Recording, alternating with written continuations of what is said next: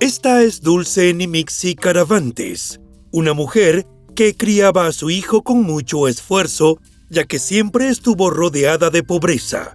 A pesar de esto, de puertas para afuera, la mujer parecía una madre tranquila y luchadora. Toda esa percepción cambió de forma repentina cuando el niño fue arrebatado de su lado misteriosamente. Te invitamos a que nos acompañes hasta el final de este caso sorprendente y conmovedor que también generó una onda de reflexión en la ciudad mexicana. El caso de Dulce Nimixi Caravantes. Dulce Nimixi Caravantes Flugencio nació en el año 2000 en México, pero de su infancia y vida personal no hay muchos detalles conocidos. Lo único que se sabe con certeza es que siendo aún adolescente, tuvo a un hijo al que ella y su pareja llamaron Carlos Antonio Castro Caravantes, a quien todos se referían cariñosamente como Carlitos, y así nos referiremos a él en adelante. El niño vino al mundo el 26 de agosto de 2017, y todo indica que las circunstancias de su vida fueron difíciles desde el primer momento, ya que sus padres eran emocionalmente inestables, carecían de empleo fijo y al parecer se relacionaban con personas del bajo mundo delictivo, según lo que ha trascendido. No está claro si la pareja se separó por voluntad propia o si la ruptura se produjo a raíz de que el padre de Carlitos fue arrestado, juzgado y enviado a prisión por el delito de homicidio doloso.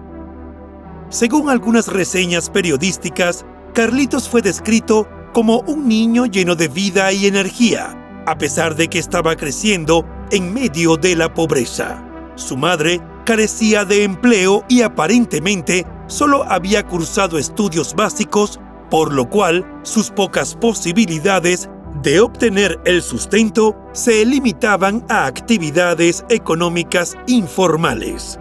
Otras versiones indicaron que no solo era un asunto de falta de recursos, sino que Dulce, a lo largo de su vida, pareció construir su mundo sobre una base de irresponsabilidad y una existencia marcada por la falta de cariño hacia su pequeño, en quien parecía volcar toda su frustración y resentimiento. Era evidente que Dulce le prestaba atención a sus propios deseos como mujer, mientras que sus deberes de madre no estaban en la lista de prioridades. Así, no pasó mucho tiempo antes de que comenzara una nueva relación con un hombre, de quien solo se sabe que se llamaba Joel. Los detalles sobre cómo y cuándo se conocieron no han sido revelados, pero lo que sí quedó claro era que la relación de la pareja era tumultuosa y marcada por la violencia. Joel, conocido por su temperamento agresivo, ejercía un control dominante sobre Dulce, lo que hacía que su convivencia fuera tensa y conflictiva. Con la llegada de Joel a sus vidas, la situación de Carlitos se tornó aún más sombría, pues no solo debía soportar la falta de amor y los maltratos de su madre, sino que también era evidente el desagrado que le producía a su padrastro. La relación de Carlitos con Joel era complicada, pues el sujeto, al no ser el padre biológico del niño, no lo veía con buenos ojos, y por eso se mostraba completamente intolerante con él. Para mediados de septiembre de 2022, Dulce y Joel decidieron mudarse a una casa en el barrio de Xochiaca, en la parte alta de Chimalhuacán, Estado de México, para iniciar una nueva vida. Aparentemente, en la otra localidad donde residían antes, habían tenido algunos tropiezos con los vecinos y esa fue la causa de la mudanza. En la nueva comunidad, la pareja se mostró bastante hermética desde su llegada y apenas respondían el saludo de los residentes del lugar. Aunque los adultos de su hogar socializaban poco, Carlitos, que ya había cumplido los 5 años, era un chico simpático que rápidamente logró hacerse conocido en el barrio y pasaba casi todas las tardes jugando con sus nuevos amigos. Para los lugareños, resultaba evidente que el chico no deseaba estar mucho en casa, pero lo atribuían a que, por ser hijo único, tal vez se aburría encerrado con 2 adultos y prefería pasar las horas junto a otros niños, aunque tuviera que ir de casa en casa de sus amiguitos. Así, transcurrieron alrededor de 2 meses, con el pequeño sorprendiendo a los vecinos con sus visitas que se hacían muy largas. También era llamativo que la madre no hacía ningún esfuerzo por llamarlo o buscarlo. Por lo general, los padres de sus amiguitos se ocupaban de acompañar a Carlitos hasta su casa cuando ya se hacía de noche, en vista de que ni Dulce ni Joel mostraban interés en que regresara al hogar. El 9 de noviembre de 2022, Carlitos salió a jugar con un amigo. Disfrutaron de unas horas juntos y al caer la noche, el pequeño regresó a casa donde estaban su madre y su pareja. Así lo relató la dueña de la vivienda en la cual el niño pasó esas horas, quien dio detalles de lo poco que se conocía en el barrio a los nuevos residentes.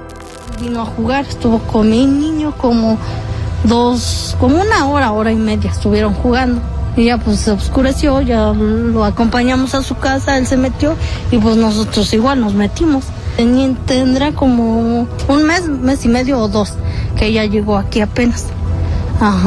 Más no. Y pues vino con su niño, pues las veía pasar pues normal y así. Sin que nadie lo supiera, esas fueron las últimas horas de Carlitos en las calles de su comunidad, pues poco después desapareció sin dejar rastro. El horror bajo tierra. Dulce relató a sus vecinos al día siguiente que su hijo había sido arrebatado de su lado mientras caminaban por las calles de la colonia del barrio Xochitenco, rumbo a una panadería. También hizo la denuncia formal ante las autoridades. En su declaración, aseguró que un hombre en un vehículo rojo le había arrancado al niño de la mano, se subió al auto con él y luego huyó a toda velocidad. Incluso señaló que en medio del forcejeo había sido golpeada por el sujeto que se llevó a Carlitos. No pudo suministrar detalles de la matrícula del automóvil, ni el modelo o marca, pues dijo que estaba muy nerviosa por lo ocurrido. Inmediatamente, la Unidad Especializada contra la Violencia Intrafamiliar y de Género le brindó apoyo y asistencia, mientras que la Fiscalía General de Justicia del Estado de México inició un despliegue policial en busca de cualquier vehículo rojo en los alrededores, a la par que otra parte de los efectivos comenzó un rastreo por diferentes sitios de la misma barriada con la esperanza de encontrar a Carlitos con vida. Tras activar la alerta Amber, a las autoridades que llevaban a cabo la intensa búsqueda se sumaron también los residentes de la comunidad que acompañaron a Dulce y Joel, quienes se mostraron afligidos por haber sido despojados del niño. Además, afirmaron que no entendían quién podría tener interés en llevarse a Carlitos y mantenerlo cautivo, ya que ellos no tenían dinero para pagar un rescate. La búsqueda se extendió por las calles cercanas, partiendo de la premisa de que quienes sustraen a niños suelen ser personas conocidas y probablemente aún estaría en la comunidad. Sin embargo, no hallaron rastro alguno de Carlitos. Mientras tanto, continuaban conversando con Dulce y Joel en busca de algún dato que repentinamente les llegara a la memoria acerca del auto rojo o del hombre que se llevó al niño. Pero en cada nuevo diálogo surgían detalles contradictorios que encendieron las alarmas de las autoridades. Al tercer día de la desaparición, los investigadores decidieron regresar al hogar de Dulce con la esperanza de descubrir pistas que pudieran dar luces sobre el paradero del pequeño. Mientras recorrían el interior de la vivienda, los investigadores de la fiscalía notaron algo extraño en una habitación en construcción, que había tierra removida y era obvio que se trataba de algo muy reciente. Esto llevó a solicitar la intervención pericial para una inspección más a fondo. Cuando los peritos comenzaron a excavar, hicieron un hallazgo escalofriante. Carlitos había perdido la vida en su propio hogar y allí mismo le habían dado sepultura. Con todo el cuidado necesario para resguardar cualquier evidencia o rastros de ADN en el cuerpo del niño, se hizo el levantamiento y el envío al servicio médico forense. Saltaba a la vista, según los primeros informes divulgados, que el pequeño había fallecido de manera violenta, pues se apreciaban moretones en varias partes del cuerpo. Con esta evidencia, Dulce y Joel fueron arrestados y llevados al centro penitenciario y de reinserción social, donde quedaron a disposición de un juez para comenzar su proceso legal. El crimen de Carlitos generó indignación en toda la comunidad y de inmediato se activaron los colectivos de mujeres que salieron a las calles para exigir justicia y pedir que se tomaran medidas más efectivas para proteger a los niños de la violencia familiar. Los vecinos de la comunidad aseguraron que Carlitos era un niño muy dulce, y aunque algunos dijeron que no sabían que fuera maltratado, otros advirtieron que lo escuchaban llorar por las noches. Un niño normal de su edad, se queda uno así como en shock, ¿no? Se queda uno con la impotencia y pues de decir, pues ¿dónde están? Ahora sí, imagínense si esto pasa con sus propios padres. Decían que sí lo escuchaban llorar mucho en la noche. Con relación a Dulce y Joel, señalaron que tenían poco tiempo de haberse mudado y parecían ser buenas personas. Sin embargo, los oficiales a cargo de la investigación tenían una imagen totalmente diferente, pues al interrogar por separado a Dulce y a Joel, se enteraron de las adversidades que tuvo que soportar el niño a lo largo de su vida y los maltratos que sufrió a manos de su madre y su padrastro. Según los relatos suministrados por los dos detenidos, la noche de los hechos, apenas entró a la casa, Carlitos fue recibido por los gritos de su madre. A pesar de que conocía las consecuencias de quejarse, algo en su interior le llevó a hacerlo, y no pasó mucho antes de que Dulce y Joel se abalanzaran sobre él. Dijeron que todo empezó como un castigo físico que ellos consideraban normal y que solo buscaba disciplinar al niño para que se comportara mejor. Pero como Carlitos no se quedaba callado, sino que les pedía que pararan, eso los enfureció más, y aparte de los golpes, decidieron callarlo colocando una almohada sobre su rostro hasta que ya dejó de respirar. La magnitud de su crimen los dejó paralizados. En un intento desesperado por ocultar lo que habían hecho, decidieron deshacerse del cuerpo del pequeño. Lo enterraron en el piso de tierra, donde después fue hallado por los investigadores de la fiscalía. En cuanto a quién fue el agresor, Dulce culpaba a Joel y él la responsabilizaba a ella. Y mientras las autoridades esperaban poder establecer la verdad sobre la cronología de los hechos, no solo la noche fatal, sino en el tiempo previo en el cual el pequeño fue víctima de maltrato, ocurrió un hecho sorprendente. Cuando habían transcurrido 4 días de los hechos, mientras se esperaba que la pareja fuera presentada ante el tribunal, Joel decidió no rendir cuentas por sus actos. El 13 de noviembre de 2022, a través de un comunicado, la Secretaría de Seguridad informó que el hombre había sido hallado sin vida dentro de su celda, alrededor de las 6 de la tarde, por un trabajador penitenciario que repartía la cena a los internos. Según las autoridades, el hombre puso fin a su existencia mediante la asfixia mecánica, a juzgar por las evidencias que encontraron alrededor de su cuello. Al hacer el hallazgo, se activó de inmediato el código blanco y el médico de guardia confirmó que Joel no presentaba signos vitales. Aunque las autoridades manejaron siempre la hipótesis de que se había quitado la vida, muchos especularon sobre lo sucedido, sugiriendo que podría haber sido atacado por otros reclusos, en venganza por sus acciones contra un inocente niño, un acto considerado repudiable por muchos reos en el ámbito penal. Tras el fallecimiento de Joel, Dulce se enfrentaba a su propio destino, pero estaba dispuesta a torcer la verdad para lograr una condena más baja y comenzó entonces a señalar a Joel como el único agresor.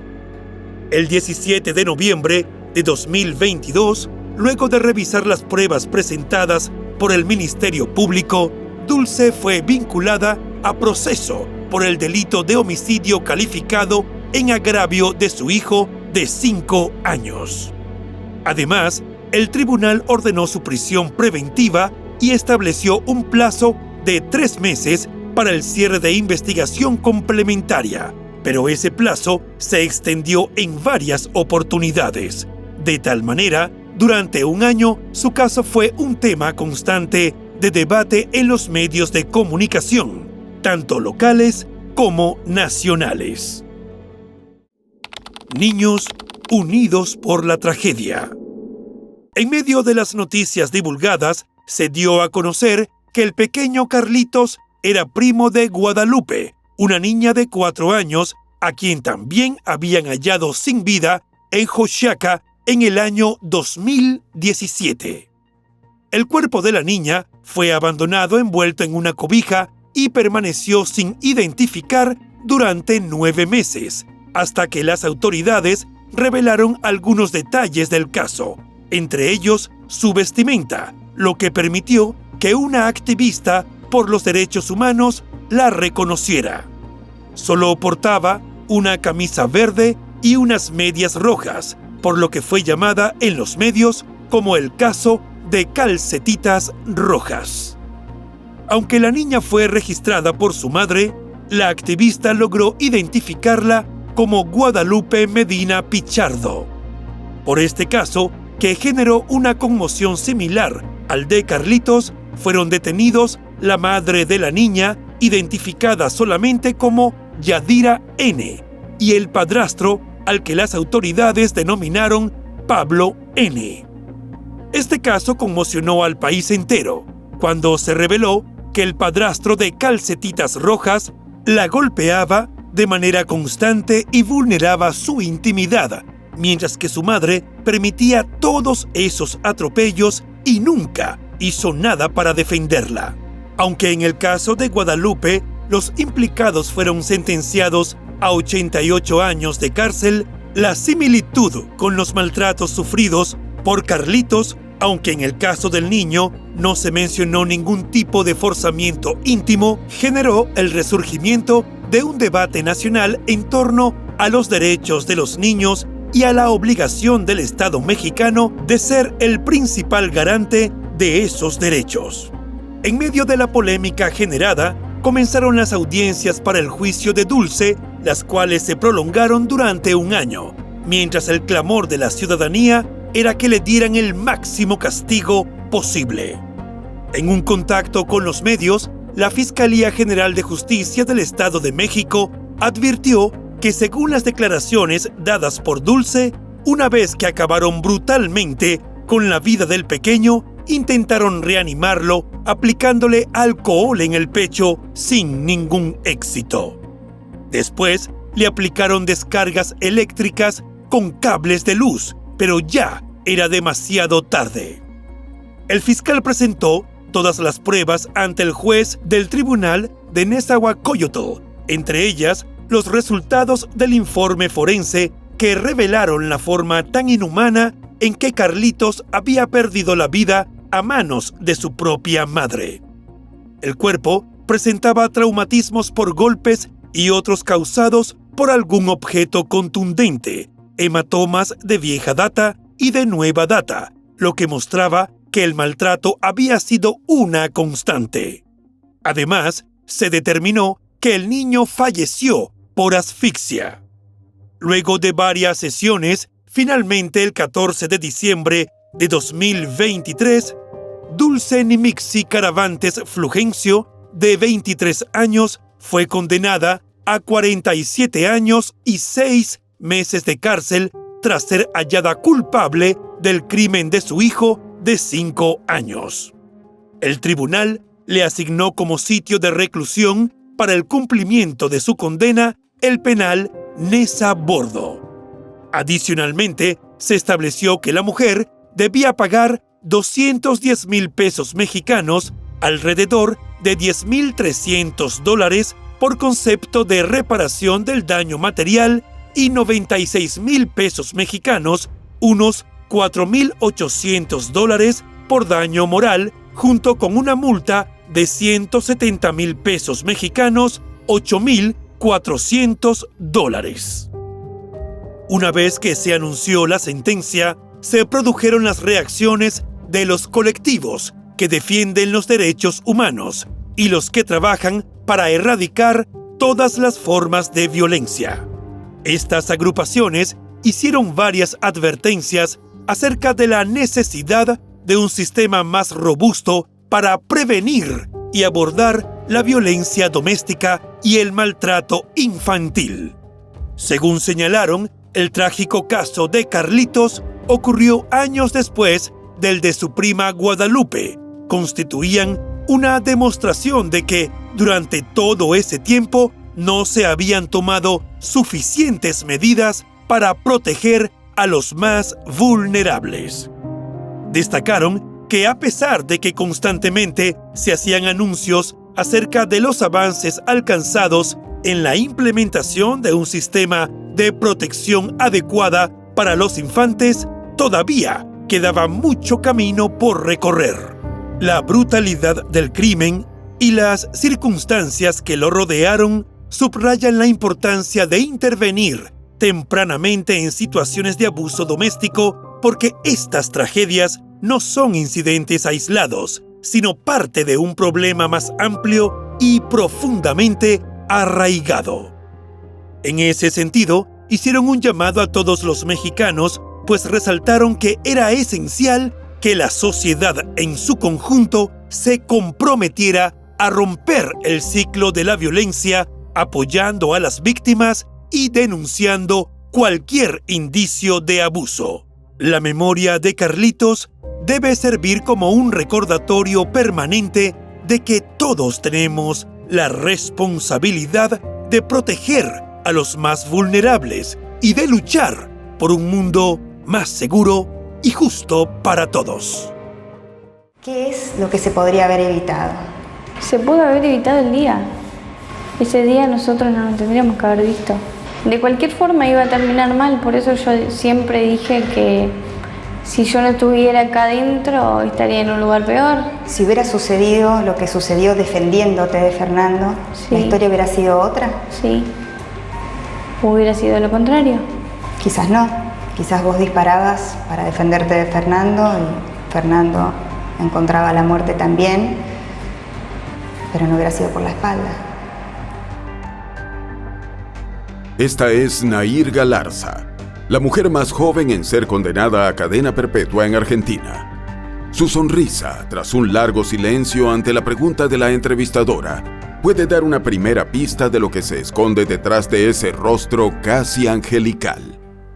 Los invitamos a acompañarnos hasta el final de este video para que se enteren de todos los retorcidos detalles de este caso que generó una película, una serie documental, cientos de horas en noticieros y espacios informativos de radio y televisión, decenas de páginas en periódicos y revistas, y lo más importante, un joven de solo 20 años que perdió la vida.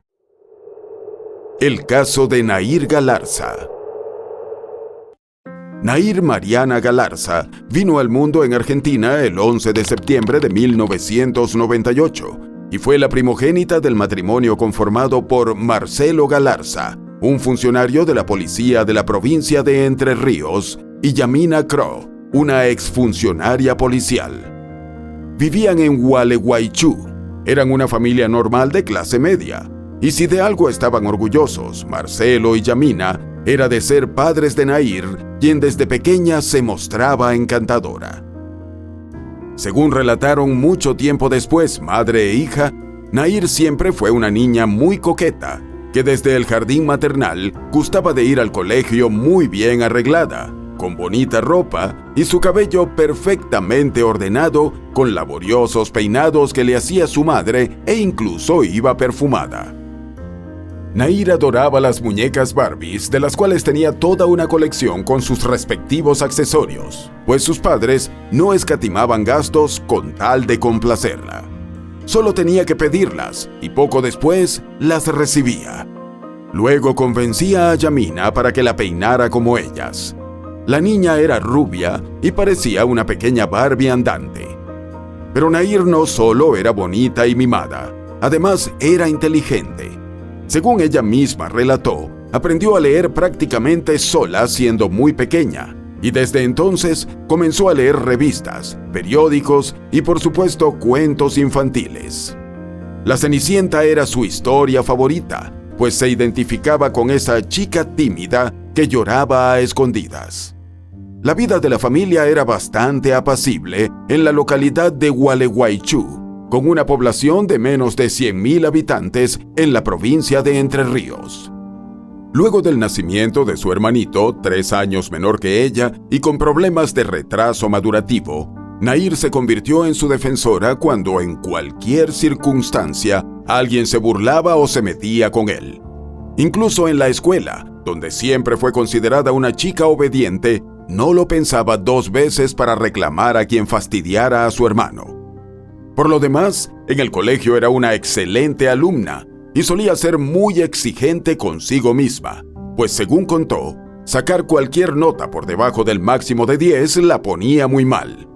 Sin embargo, Nair contó que al cumplir los 14 años, todo cambió de repente y sus notas se desplomaron. Aunque no explicó el motivo, todo parece indicar, basados en algunos datos, que su vida social comenzó a acaparar toda su atención, algo que, según dijo, comenzó a preocupar a sus padres. Por esa época también llegó a su vida el amor adolescente y se hizo novia de un joven llamado Fernando Gabriel Pastorizzo. Por increíble que parezca, de este joven, que fue uno de los principales protagonistas de esta historia, casi nada se sabe. Y en algunos pocos medios pudimos encontrar apenas pinceladas de lo que era su vida.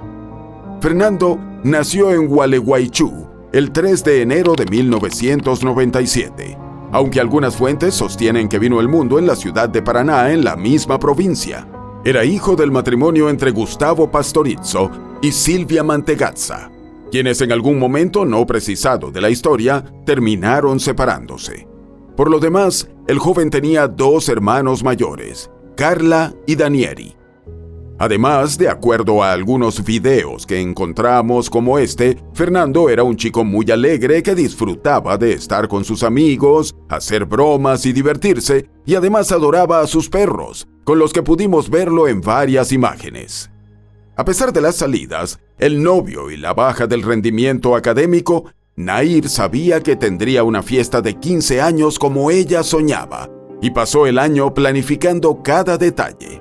Por supuesto, su familia se encargó de hacer realidad todos sus deseos, plagados de brillos, color rosa, su música preferida y decenas de invitados divirtiéndose con ella.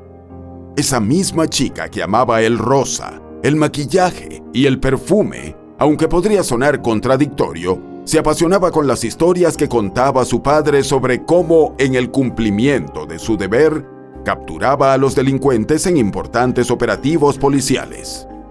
Adicionalmente, desde muy pequeña, fue una fanática del cine de terror, aunque después soñaba con monstruos y pasaba la noche escondida bajo sus sábanas. Adicionalmente, según relató más tarde otro joven que la conocía, Nair era extremadamente homofóbica. Eso quedó de relieve de una manera un tanto traumática para todos cuando hicieron una fiesta donde la mayoría de los varones se disfrazaron de chicas y ella tuvo un ataque de pánico. Estuvo un buen rato llorando, rodeada de sus amigas. Para 2017, Nair había comenzado a estudiar Derecho en la Universidad de Concepción del Uruguay, una ciudad de Entre Ríos que lleva ese nombre. También iba al gimnasio con su madre, a quien consideraba su mejor amiga, según afirmó en diferentes entrevistas.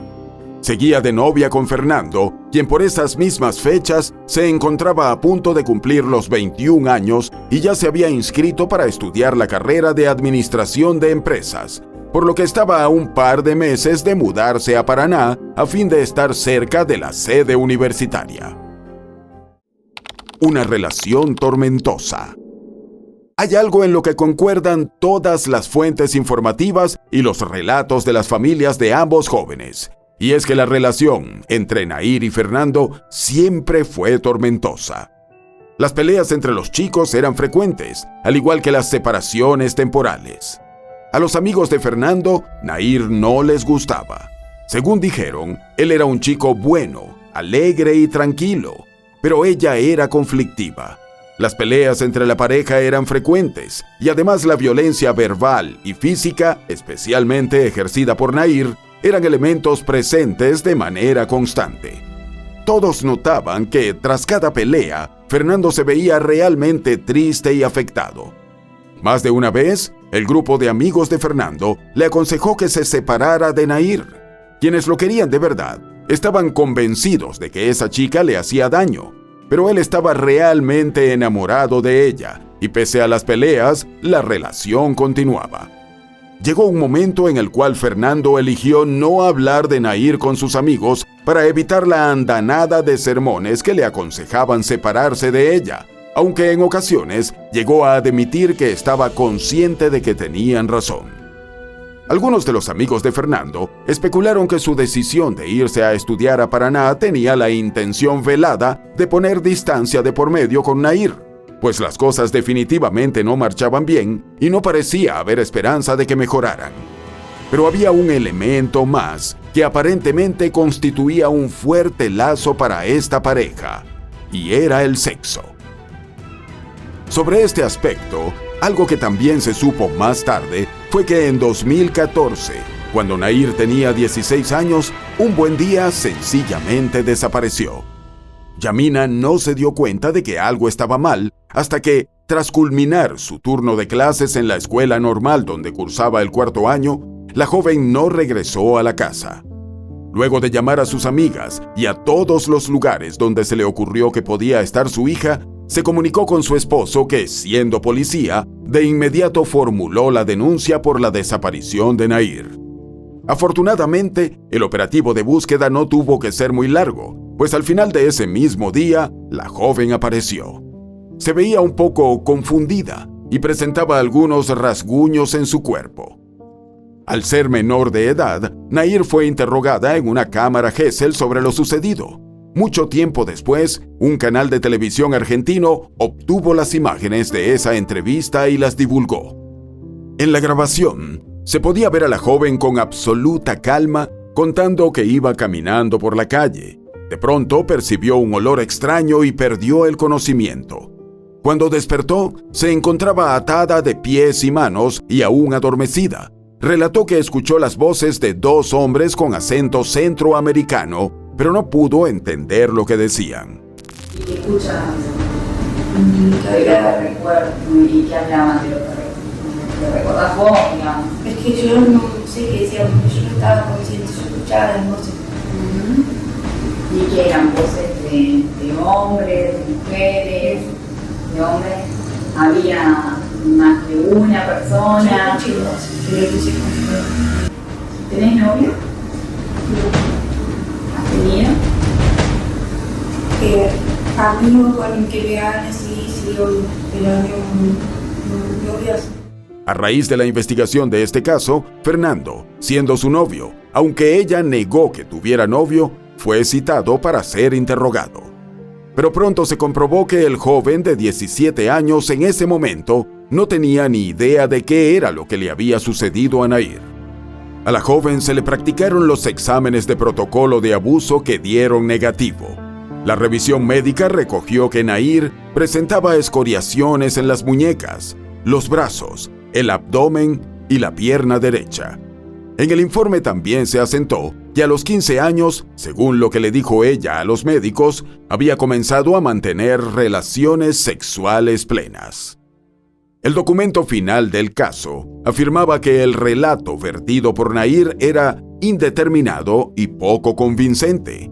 No existían evidencias más allá de algunos rasguños, por lo que la denuncia fue archivada por falta de pruebas, fundamentos e información precisa. De cualquier manera, pasado un tiempo, la calma retornó al seno de la familia Galarza, que después decidió tomar unas vacaciones en Brasil e incluso Fernando también fue invitado al viaje. Mal inicio, peor desarrollo y terrible final. Con esta imagen general de cómo era la relación entre estos jóvenes, llegamos a diciembre del año 2017. Apenas después de la medianoche del 24, Nair y Fernando quedaron en encontrarse para celebrar la Navidad en un boliche, como le dicen en Argentina a las discotecas, llamado Bikini. Pese a que según algunas fuentes en ese momento se encontraban en una de sus tantas separaciones, esa madrugada del 25 de diciembre estaba previsto el reencuentro. Aunque no hay demasiados detalles de lo sucedido, se dice que al poco rato de haber llegado Fernando al local, vio que Nair estaba con otro chico y que el acercamiento entre ambos era evidentemente romántico. A Fernando eso no le gustó nada, y al parecer se inició una de las tantas discusiones. Los relatos de lo sucedido varían de unos a otros, pero la mayoría de ellos indican que, tras el primer intercambio fuerte de palabras, Nair se retiró y minutos después le mandó un mensaje a Fernando para que se vieran en otra área del local y más calmados pudieran hablar. Lo que no sabía Fernando era que se trataba de una emboscada, y cuando llegó al sitio, Nair y su mejor amiga, una chica llamada Sol, de inmediato la emprendieron a golpes contra el joven. Y no se trató de un ataque de chicas a manotazos, fue realmente una agresión feroz de la cual le costó mucho escapar. Momentos después de lograr liberarse de la inesperada y salvaje embestida, Fernando le contó a un amigo entre lágrimas y todavía en shock que las dos chicas golpearon su cabeza contra la pared en varias oportunidades y le pegaron múltiples veces en diversas partes del cuerpo. No, recién pude salir, comiendo para pizza, recién salí de la casa, porque recién pude salir, yo no ganaba, yo cuento algo así que yo la maltraté cuando yo nunca mi vida toqué, un papa, que yo nunca mi vida toqué, que ni hija de mil boludo, que hija de remil me metí a su casa, con papa, yo nunca pego nada, que me la pegara aquí, se me parte la cabeza mal, boludo. Me azotaron la casa contra la pared como 45 mil millones de veces. Después de este episodio, ambos jóvenes se bloquearon en sus redes sociales. Fernando y muchos de sus amigos pensaron que este terrible episodio había logrado ponerle el punto final a la relación y que esta vez sería definitivo. Pero apenas unos días después, la noche del 28 de diciembre, Nair se comunicó con Fernando para decirle que se estaba quedando sin batería en su teléfono celular y le pidió prestado un cargador porque el suyo no funcionaba. En principio, el joven estaba sorprendido, pero lamentablemente no pudo resistir la tentación de responder y acceder a la solicitud de Nair, a quien le dijo que fuera a su casa a buscar el cargador. Esto fue lo último que se supo del muchacho.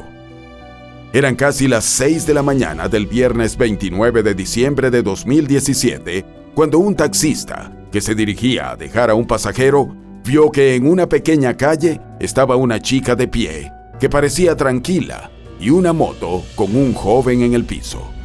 El conductor del taxi estaba a poca distancia de su destino, por lo que continuó su viaje. Dejó a su pasajero y regresó al lugar a prestar asistencia, pensando que se trataba de un sencillo accidente. Lamentablemente, cuando llegó a la calle en cuestión, la chica ya se había ido, dejando abandonado al joven que yacía en el suelo. Resultaba evidente que su estado era grave, puesto que estaba inconsciente y con su pecho manchado de sangre. El taxista, un hombre llamado Roberto, de inmediato se comunicó con emergencias y minutos después, unidades policiales y de asistencia llegaron al lugar, donde los paramédicos confirmaron que el joven había fallecido y presentaba lo que parecía ser 2 heridas de arma de fuego. Los funcionarios policiales de inmediato acordonaron el lugar, que evidentemente era la escena de un crimen, e iniciaron las averiguaciones, pues a primera vista se dieron cuenta de que el chico cargaba consigo todas sus pertenencias, por lo cual resultaba evidente que el hecho no se había tratado de un robo. Además, escucharon la versión del chofer del taxi, quien afirmó que la primera vez que vio al joven ahora fallecido, en el sitio también se encontraba una chica. Lamentablemente, lo primero que notaron las autoridades fue que justo en esa calle no había cámaras de seguridad o de vigilancia vial. Fernando tenía consigo su documentación, por lo que pudo ser identificado inmediatamente para notificar a su familia. Momentos después del crimen, Nair subió a sus redes este post, con una fotografía de ella y Fernando, en el que decía: 5 años juntos, peleados, yendo y viniendo, pero siempre con el mismo amor. Entretanto, Silvia se encontraba en su trabajo sin sospechar ni remotamente la noticia que estaba a punto de recibir. Cuando le dijeron que 3 funcionarios de la policía la estaban buscando, la mujer incluso bromeó al respecto, preguntando qué había hecho ahora que la buscaban de a 3. Sin embargo, su buen humor se desvaneció inmediatamente cuando vio las caras de los policías que le preguntaron si era la madre de Fernando. Esa pregunta ya la zarandeó, pero cuando le dijeron que lo habían hallado sin vida en una calle, el mundo de Silvia instantáneamente se derrumbó. Tras ser informada de lo sucedido, la madre de Fernando de inmediato se comunicó con Nair para preguntarle qué había pasado, pero la chica afirmó que no sabía nada y se mostró sorprendida con la noticia de la defunción del joven. Por supuesto, Silvia se mostró dispuesta a conversar sobre todo lo que la policía considerara importante para esclarecer lo ocurrido con su hijo. Así, la primera persona que rindió declaración ante las autoridades fue ella, quien relató que lo único que sabía era que esa noche, ya tarde, Nair había ido a su casa y minutos después, Fernando había salido a llevarla de regreso a su residencia. Nair fue citada por las autoridades a declarar. Confirmó que esa noche le había pedido prestado el cargador del celular y había ido en taxi a casa de Fernando a buscarlo. Luego de lo cual, el joven la llevó de regreso a su casa e inmediatamente retornó a la suya. Nair contó que habían discutido y decidieron no volver a hablar más. Aseguró que en ese momento ya no eran novios y agregó que se había enterado del fallecimiento de Fernando cuando la madre del chico la llamó. Sin embargo, más pronto que tarde, los resultados de las investigaciones contaron una historia muy distinta. Y para comenzar, estaban las declaraciones del taxista, que había visto a una joven parada al lado del chico caído en la moto, cuya descripción correspondía con la de Nair. En una especulación nuestra, es posible que, siendo el padre de Nair policía, se hubiese enterado de la existencia de este testigo, pues al día siguiente, 30 de diciembre, la joven acudió voluntariamente ante las autoridades para cambiar su declaración inicial. ¿Y de qué manera? En este nuevo relato, la historia dio un vuelco sorprendente, por decirlo menos. Nair contó que esa noche, tras ir a buscar el cargador a la casa de Fernando, ella le pidió que la llevara de regreso a su casa, donde llegaron alrededor de las 12:30 de la medianoche. Pero una vez allí, aprovechando que los padres de la joven estaban durmiendo, la parejita se coló a la habitación de Nair para tener relaciones. De acuerdo con este nuevo testimonio, después tuvieron una discusión y afirmó que Fernando la había golpeado, aunque ella no tenía ninguna prueba de eso, y sus padres tampoco habían escuchado ninguna clase de alboroto. Siguiendo con las declaraciones de la joven, Poco antes del amanecer, pese a la pelea y al supuesto golpe, Nair, en lugar de botar a Fernando de su casa, como había hecho en otras oportunidades, le pidió que la llevara a la casa de su abuela porque ese día tenía algo que hacer ahí. Y Fernando accedió. En ese momento, antes de salir de la casa, Nair tomó la pistola de reglamento de su padre policía. Era del calibre 9 milímetros, cuyo peso y tamaño no eran ideales para la ropa que ella llevaba puesta, que era solo un short y una camiseta. En el último minuto, agarró una sudadera y en ella metió la pistola. Así llegaron hasta la calle donde vivía su abuela, y fue ahí donde accidentalmente el arma se disparó y Fernando fue impactado por el proyectil. Ella se asustó mucho y decidió regresar a su casa lo antes posible. Luego se confirmó que llegó a su hogar a las 5:50 de la mañana. Esta versión, si bien sonaba más real, se enfrentaba a los resultados preliminares de los estudios forenses, pues lo cierto era que el cuerpo de Fernando presentaba 2 heridas por arma de fuego. Una fue realizada por la espalda, lo que podría coincidir con la historia de Nair, pero el segundo disparo recibido por el joven se lo dieron estando de frente. Fue así como el 16 de enero surgió la tercera versión de los hechos suministrada por Nair. En esta nueva confesión, la joven afirmó que antes de salir de su casa, Fernando la había golpeado y que no fue ella, sino Fernando quien tomó el arma de Marcelo. Supuestamente la pistola siempre se encontraba a la vista sobre el refrigerador de la cocina, algo que de por sí no sonaba muy prudente en un funcionario policial. Pero más allá de eso, según esta variación de la historia, cuando abordaron la moto, era Fernando quien llevaba el arma y comenzó a conducir a gran velocidad. Ella estaba asustada y al llegar a una esquina, ella le sacó la pistola del bolsillo al joven. En ese momento, la moto comenzó a zigzaguear y el arma en la mano de Nair se disparó, ocasionando el tiro en la espalda del joven. Al final, Fernando, herido, perdió el control de la motocicleta y cayó al piso. Ella había logrado quedar de pie, pero muy atontada. Y cuando se acercó a ver qué le había pasado al joven, sin saber cómo, se disparó el segundo tiro que aseguró la muerte de Fernando, que solo 4 días más tarde hubiese cumplido sus 21 años. Cabe destacar que más adelante en la investigación, la joven comenzó a decir que no recordaba nada después del primer disparo accidental en la espalda de Fernando. Nair admitió que no pidió ayuda, pese a que afirmó que no sabía que el joven estaba muerto, pero también para eso dio una explicación, pues aseguró que quería regresar rápido a su casa y devolver el arma a su lugar habitual para que su padre no tuviera problemas. De más está decir que, atendiendo a cualquiera de las 2 últimas versiones, Nair quedó detenida y recluida en la comisaría de la mujer y el menor de Gualeguaychú. Y 5 días después fue imputada por los cargos de homicidio doblemente agravado por el vínculo y por el uso de arma de fuego. Pero en el desarrollo de las investigaciones para instruir el expediente con el cual Nair se enfrentaría a la justicia en un tribunal, los detectives encargados del caso fueron notando muchos datos de interés que parecían demostrar que nada fue tan casual como la joven quería hacer ver.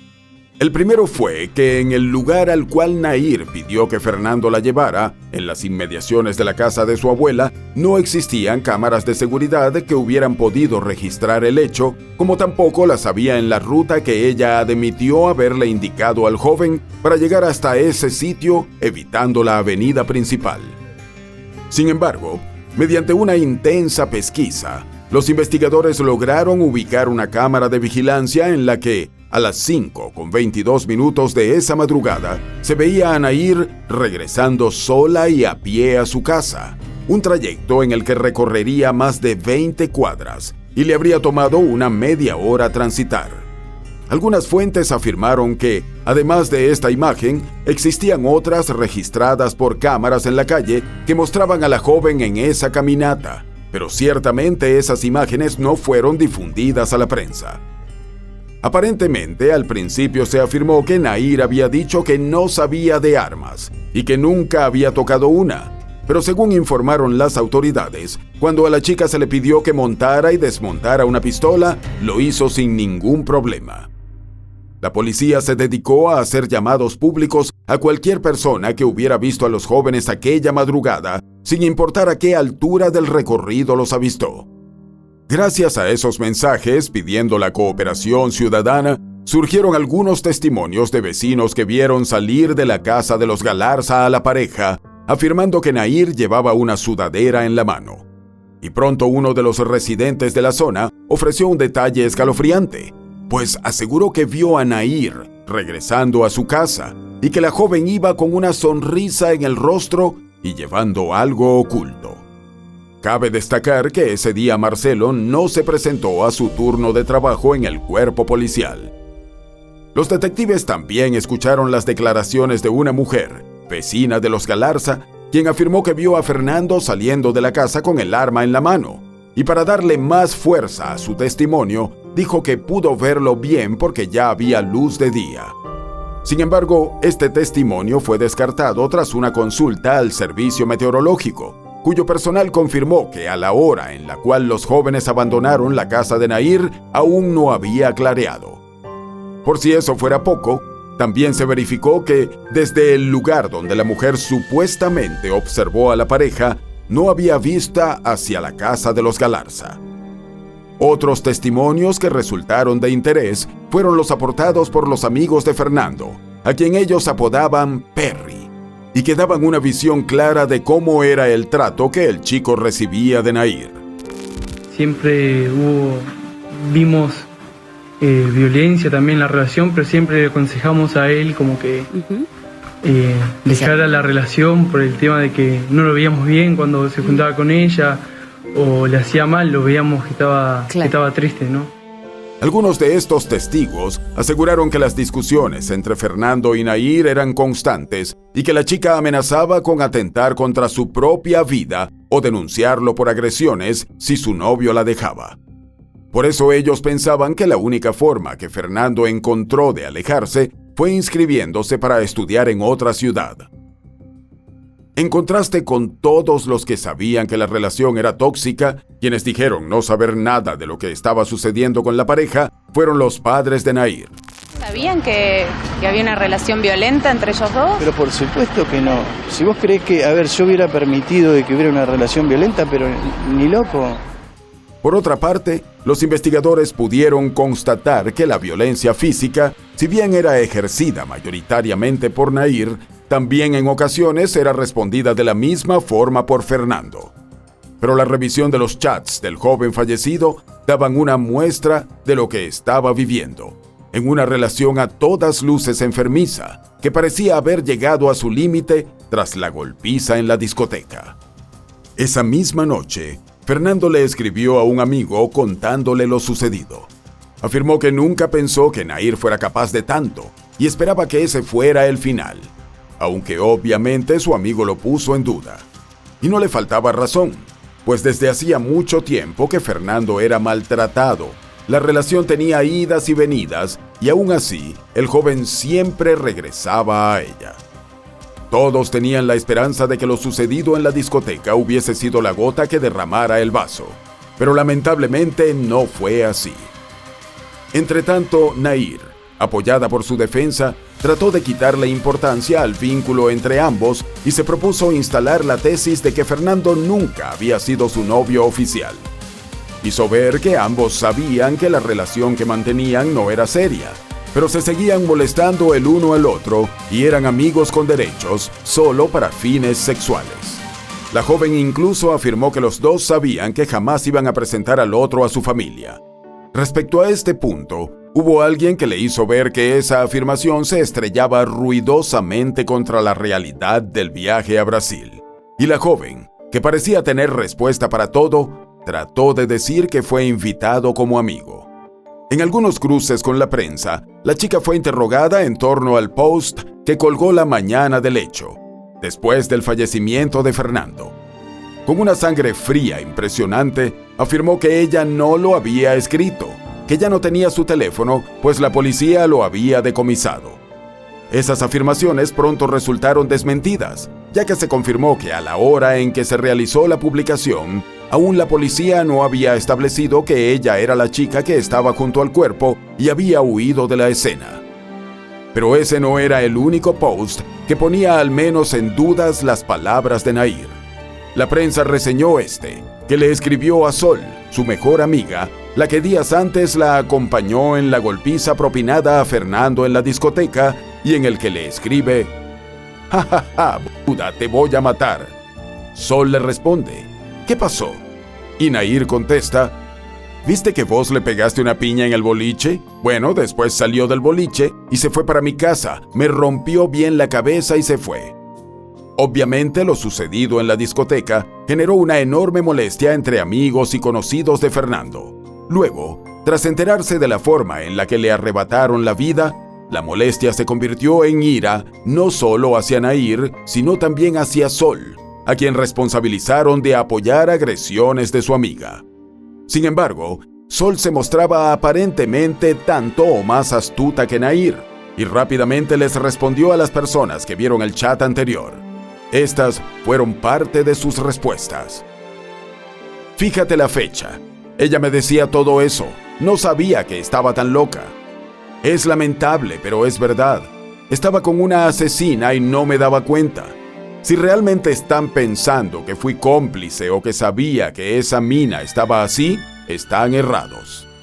Y les aclaramos que mina en Argentina significa chica. Y estos no fueron los únicos mensajes que Nair envió tras poner fin a la vida de Fernando, buscando desviar cualquier sospecha sobre su persona. Incluso a las 5:52 de la mañana del 29 de diciembre, cuando ya Fernando había fallecido, Nair le escribió al propio joven exigiéndole que dejara de molestar y afirmando que ella no se estaba viendo con nadie más. Nueva consigna y muchas más revelaciones. Si este caso puso en evidencia algo, fue que la violencia de género no solo es ejercida por hombres sobre mujeres. Y es así como, un mes después del crimen de Fernando, pobladores de Gualeguaychú salieron a la calle a exigir que se hiciera justicia en este caso y enarbolando por primera vez una nueva consigna: ni uno menos. Ya el 2 de enero, cientos de personas se habían concentrado frente a los tribunales de la localidad, portando pancartas con la foto de Fernando y reclamando por las condiciones privilegiadas en las que permanecía recluida Nair. Entretanto, los medios de comunicación difundieron una reconstrucción computarizada realizada con base en los estudios forenses y de balística que tomaban en cuenta no solo las lesiones fatales causadas en el cuerpo de Fernando, sino además el estudio de las trayectorias de las balas que acabaron con su vida. También se filtró a los medios y al público un audio que Fernando le envió a un amigo en el que, entre sollozos, le contó la golpiza que recibió en la discoteca la noche de Navidad. No, recién pude salir, comiendo para la esquina, recién salir de la casa, porque recién pude salir, yo no gané nada, se cuenta algo dice así que yo la maltraté cuando yo nunca mi vida toqué, estoy chupando con papa, porque yo nunca mi vida toqué, que ni hija de mil boludo, que hija de remil me iba a meter a su casa, boludo, con papa. Yo nunca pegué nada, que me iba a pegar aquí, se me parte la cabeza mal, boludo. Me azotaron la casa contra la pared como 45 mil millones de veces. Adicionalmente, se conoció que los investigadores habían analizado 107,000 mensajes intercambiados entre Nair y Fernando, a un promedio de entre 250 y 300 mensajes diarios, y en los que se hacía evidente la relación tóxica que mantenían los jóvenes, generándose celos mutuamente y diciéndose todo tipo de cosas. Pero nos llamó la atención una información que encontramos, según la cual a Nair se le hizo la prueba de la parafina para detectar la presencia de pólvora en su piel, pero el resultado fue negativo, aunque el fiscal atribuyó el hecho a que las manos de la joven estaban muy sudadas. La misma prueba se le realizó a la madre de Nair y al taxista, y también dieron negativo. Al padre de la joven no se le hizo este estudio. Pronto juicio. Con lo que parecía ser un panorama muy claro de lo que había sucedido la noche del crimen, El juicio contra Nair Galarza se inició 6 meses después, el 4 de junio de 2018, en el Tribunal de Juicio y Apelaciones de Gualeguaychú. En la defensa estaban 2 abogados y en la acusación 2 fiscales. Con base en los datos que ya explicamos, la fiscalía sostuvo que Nair había sido la única autora de los 2 disparos que cegaron la vida de Fernando, su novio durante 4 años, a quien condujo a un lugar alejado, sin cámaras de seguridad, y lo ultimó disparándole un primer tiro en la espalda y una vez caído en el suelo, apretó nuevamente el gatillo, esta vez de frente, y el proyectil le dio en el pecho. A decir de la fiscalía, esto demostraba la intención de acabar con la vida del joven. Por su parte, la defensa siguió sosteniendo que se había tratado de un accidente. Pero lo que realmente constituía el punto central de la estrategia de los representantes legales de Nair era tratar de convencer a los jueces de que entre los jóvenes no existía una relación de noviazgo, sino encuentros esporádicos con el único objetivo de tener relaciones sexuales. El énfasis en este punto era porque, si bien no podían negar la autoría de los disparos por parte de su defendida, el agravante de que existiera una relación de pareja, sea que convivieran o no, representaba la diferencia entre una condena a un máximo de 28 años y una cadena perpetua que la mantendría durante 35 años tras las rejas, que es lo máximo permitido en Argentina. A este respecto, la Fiscalía y las querellas privadas habían hecho su trabajo revisando centenares de mensajes escritos entre los jóvenes que no solo daban cuenta del carácter del vínculo de la pareja, sino también de la continuidad de la relación en el tiempo, de la violencia y agresiones continuadas. En la primera jornada de juicio subió al estrado Silvia, quien en una dolorosa declaración afirmó que Nair le gritaba y golpeaba a su hijo. Esas palabras generaron una respuesta agresiva de la joven, quien estremeció la sala con un grito, llamando mentirosa a la entristecida madre que no se recuperaba de la pérdida de Fernando. En el desarrollo de las audiencias también brindó declaraciones Yamina, quien aseguró que su hija era una víctima de Fernando. Aseguró que vio un golpe en la entrepierna de la chica, y aunque le confesó que se lo había causado Fernando, le dijo que no quería que su padre se enterara, temiendo su reacción. Pese a esto, Fernando viajó a Brasil con la familia, cosa que Yamina explicó, diciendo que originalmente la invitada al viaje era Sol, la amiga de Nair, pero los padres no la dejaron. Entonces Nair pidió permiso para invitar a Fernando, a quien nunca presentó como su novio. Después de los testimonios de las 2 madres, desfilaron por el estrado diversos expertos, cuyas declaraciones fueron las más cautivantes y esclarecedoras en torno a cómo ocurrieron los hechos en los cuales llegó a su fin la corta vida de Fernando. El técnico en balística de la policía de Entre Ríos explicó que, para que una pistola 9 milímetros se disparara, era necesario cumplir varios pasos previos. El arma debía estar lista, es decir, que estuviera montada, y que alguien hubiera hecho las maniobras necesarias para eso. Adicionalmente, de acuerdo a los estudios, para el segundo disparo no solo se requería de esa maniobra, sino que la acusada debió bajar de la moto, rodearla, acercarse, colocar el arma a una distancia máxima de 50 centímetros del cuerpo de Fernando y disparar. El experto señaló que los estudios habían probado que el disparo en la espalda fue realizado prácticamente a quemarropa y el segundo a una distancia no mayor a medio metro. Según este experto, las probabilidades de que el primer disparo se hubiese producido de forma accidental eran de un 50 y un 50. Sin embargo, afirmó que de acuerdo a su experiencia, en casos de disparos accidentales, el autor de la detonación se asusta, suelta el arma o se le cae de las manos, por lo que estaba convencido de que el segundo impacto había sido completamente intencional. Dentro de este mismo campo, subió al estrado el médico forense, avalado por una trayectoria impecable, más de 20 años de experiencia, y fue él quien realizó el estudio post-mortem del cuerpo de Fernando. Con la ayuda de una persona como modelo, el médico confirmó el hallazgo de 2 heridas de bala, una con entrada en la espalda y otra que ingresó por el pecho. Ambas tenían orificios de salida. Según la conclusión del forense, el proyectil que resultó fatal ingresó por la espalda, destruyendo el bronquio derecho y causando la muerte prácticamente inmediata de Fernando a causa de un paro cardiorrespiratorio. Esto se combinó con una gran pérdida de sangre que generó lo que se conoce como un shock hipovolémico, que sucede cuando los órganos se detienen debido a que no les llegan fluidos suficientes. Ante las preguntas de las partes, el forense estimó que tras los impactos, el joven pudo haber estado consciente como máximo unos 5 minutos. El cuerpo además presentaba una herida de bala en la mano derecha, por lo cual se pensaba que se puso la mano sobre el pecho al momento de recibir el disparo de frente, que según este experto, debió haber sido realizado a unos 30 centímetros de distancia por el tatuaje de pólvora dejado.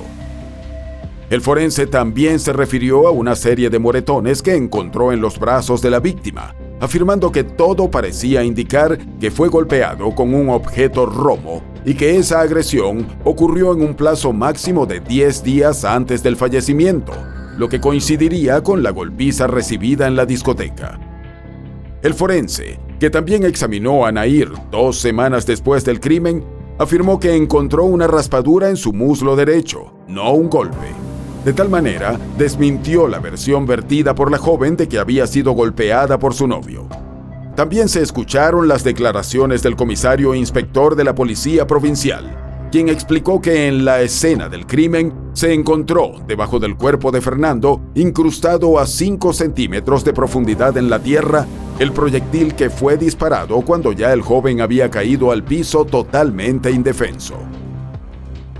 El funcionario afirmó que esa bala había sido la del remate, mientras que el casquillo del proyectil que le dispararon por la espalda fue hallado incrustado en la pared de una casa a 50 metros de distancia de la escena del crimen. Destacó que esa bala se pudo encontrar siguiendo la trayectoria que dejó dentro del cuerpo del joven y proyectándola hacia el frente. Otros funcionarios que rindieron testimonio explicaron que en la escena no hallaron marcas de que la moto hubiese zigzagueado o derrapado, como había dicho Nair para justificar que aparentemente se le disparó la pistola de forma accidental e hirió por la espalda a su novio. Por el contrario, lo que pensaban los expertos era que la moto iba a muy baja velocidad o estaba detenida al momento de los disparos. Igualmente, otros 2 peritos declararon que en el cuerpo de Fernando no se encontraron rastros de alcohol o drogas, acusaciones que había hecho Nair contra su pareja.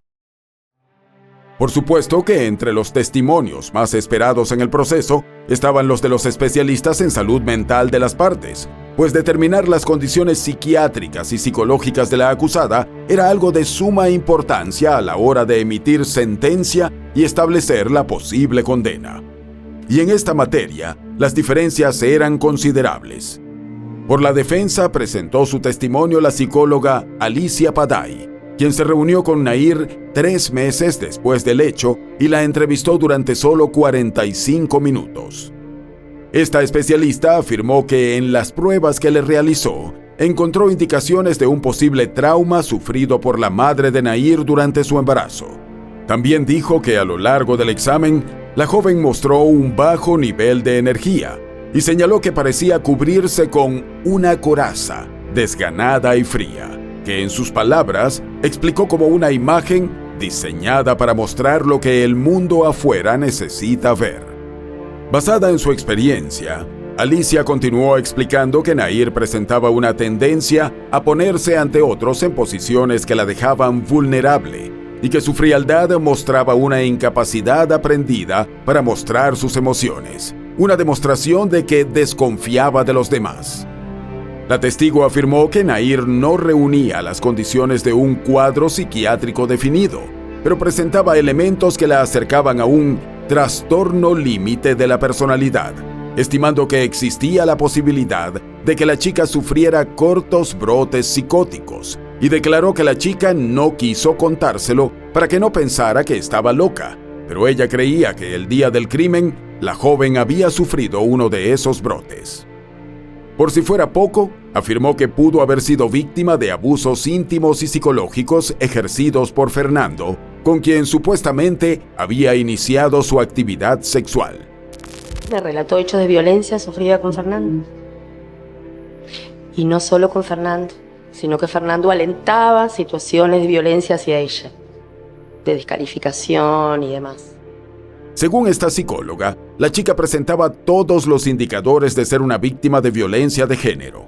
También intentó anotar un punto para la defensa al afirmar que Nair y Fernando no eran una pareja, sino que tenían un vínculo subjetivo de dependencia muy patológico y sexo indiscriminado.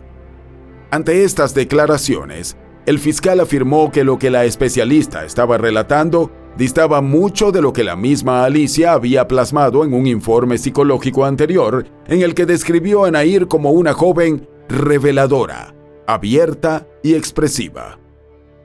Los jueces también criticaron que, a su parecer, llegar a conclusiones tan amplias con solo una entrevista de menos de una hora evidenciaba una falta de rigor científico y de seriedad. Luego, se presentó el testimonio del psiquiatra asignado por el Poder Judicial, que entrevistó a Nair en 3 oportunidades. Este especialista afirmó que la acusada solo le refirió algunos episodios en los que Fernando la habría agredido verbalmente, no físicamente. Y en cuanto a sus condiciones mentales, indicó que estaban en el rango de la normalidad. El juicio se encontraba conservado al momento de la entrevista. Respecto al entendimiento, tenía capacidad para discernir lo bueno de lo malo, lo aceptable de lo no aceptable, lo lícito del ilícito. No constituían ningún trastorno de la personalidad. Estamos hablando de una persona de características normales en su caso. Hablaba de rasgos de personalidad, pero no dentro de un trastorno de personalidad, exacto. ¿Descartamos entonces la personalidad de tipo esquizotípico? Al momento de la entrevista no evalué ningún trastorno de personalidad de tipo esquizotípico. ¿Enfermedades mentales de algún tipo? Tampoco se evidenciaron. También sostuvo que la joven presentaba ciertos rasgos de personalidad relacionados con baja tolerancia a la frustración, desregulación emocional e irritabilidad.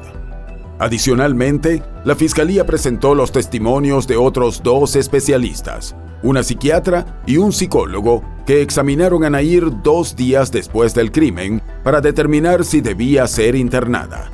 Ambos aseguraron que la joven en ningún momento habló de situaciones de victimización hacia su persona y su juicio crítico era normal.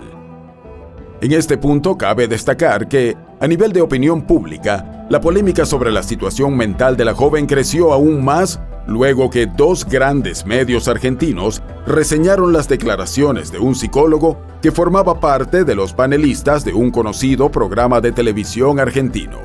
Este profesional afirmó que le había realizado una pericia a Nair a petición de sus abogados defensores, y cuando les dio los resultados, los letrados decidieron no usarla porque no favorecía a su defensa.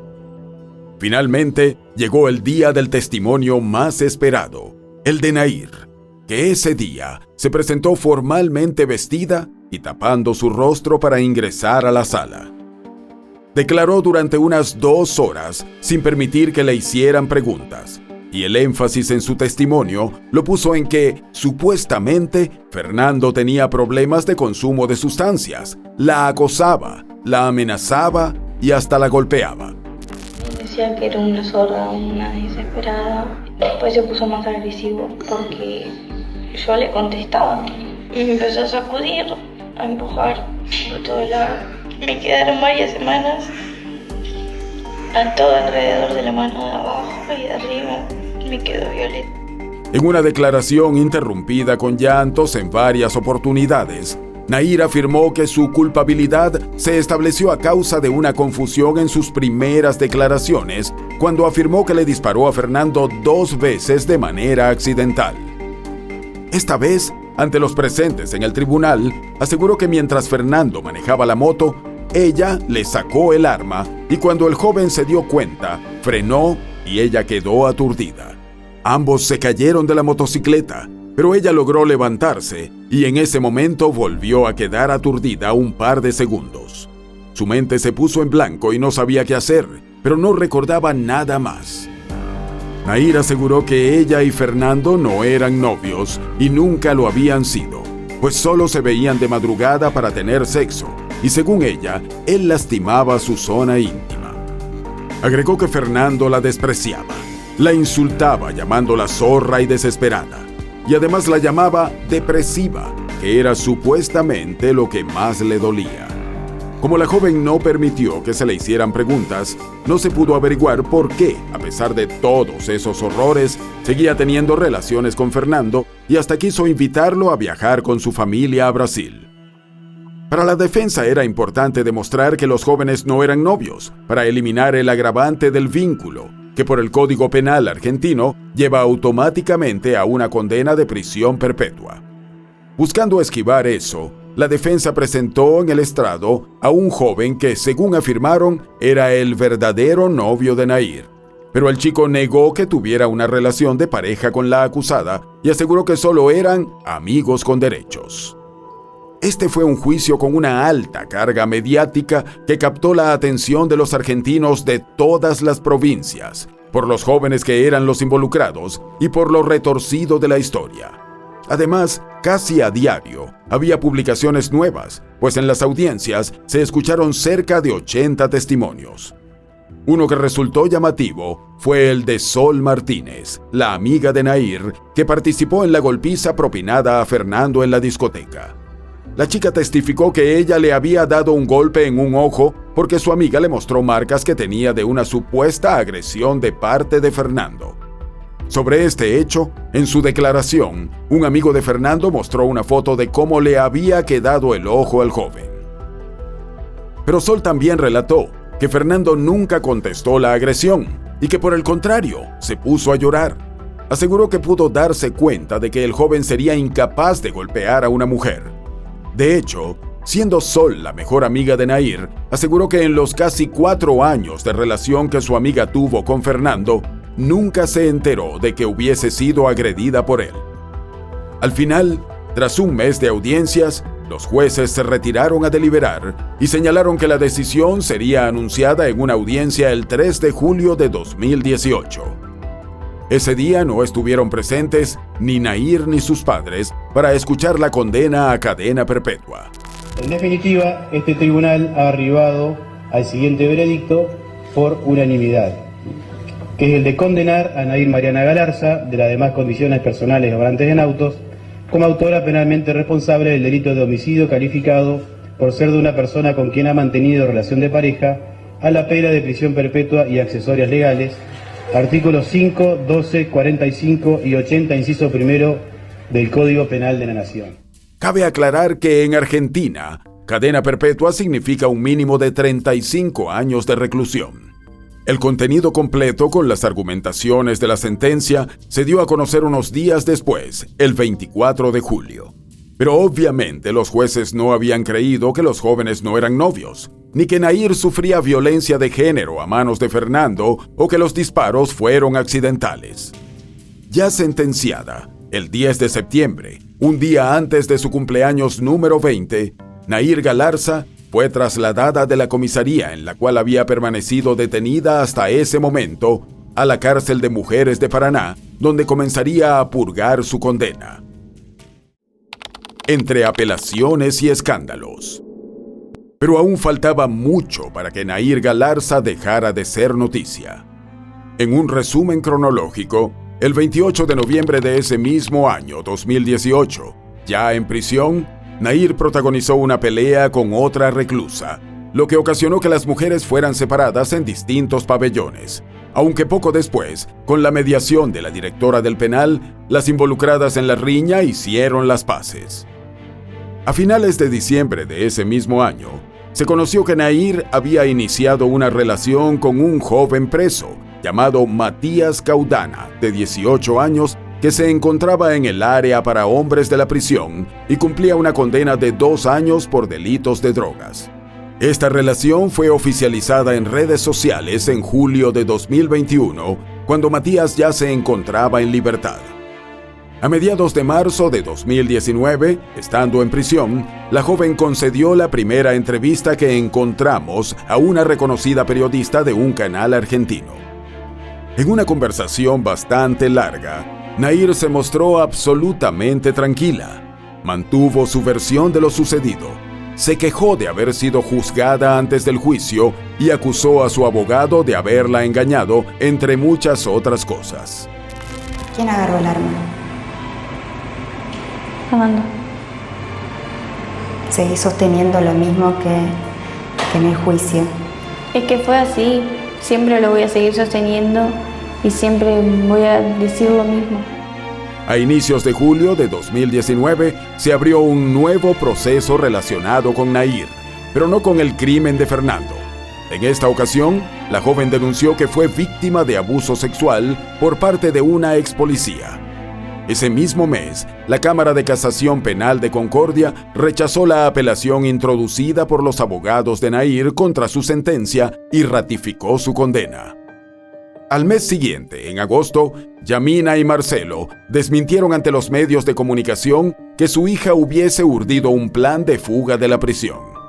La información se originó en el hecho de que, dentro de la celda de Nair, se habría encontrado una especie de muñeca de madera rústica de tamaño real. Un mes después, a finales de septiembre de 2019, Nair fue enviada a una celda de castigo luego de publicar en redes sociales unas fotos en las que posaba junto a una mujer llamada Yanina Lescano, quien cumplía pena por el crimen de su hijastra de 2 años. El castigo no fue por las fotos, sino por la posesión de un teléfono celular prohibido en la prisión. Pero Nair aparentemente estaba decidida a seguir siendo noticia, y a inicios de octubre, el Servicio Penitenciario de Entre Ríos, tras realizar los exámenes médicos correspondientes, desmintió una información dada por la propia Nair a medios de comunicación, afirmando que estaba embarazada. Según esas reseñas periodísticas, Nair afirmó que no estaba segura de quién era el padre de la supuesta criatura, pues Matías, su novio de la prisión, no había sido el único con el cual había tenido relaciones. Más tarde, las autoridades carcelarias aclararon, para no dejar ninguna duda, que no fue que perdió una gestación, sino que nunca había estado embarazada. Para cerrar ese año 2019, Nair tuvo que ser aislada del resto de las detenidas. En esa oportunidad, se supo que otras reclusas le reclamaron porque estaba demorando demasiado tiempo en una llamada desde los únicos teléfonos disponibles en el penal, y todas deseaban comunicarse con sus familias. Nair, en vez de entender, se enfureció y arrojó el aparato telefónico a la cara de otra de las internas. Por supuesto, se formó un lío descomunal y ella terminó en una celda de aislamiento. Pero mientras Nair no se aburría en prisión, sus abogados preparaban la segunda apelación de su sentencia, que fue presentada ante la Sala 1 en lo penal del Tribunal Superior de Justicia de Entre Ríos. La decisión acerca de ese recurso se conoció el 4 de marzo de 2020, cuando el tribunal rechazó la apelación y confirmó la sentencia a cadena perpetua.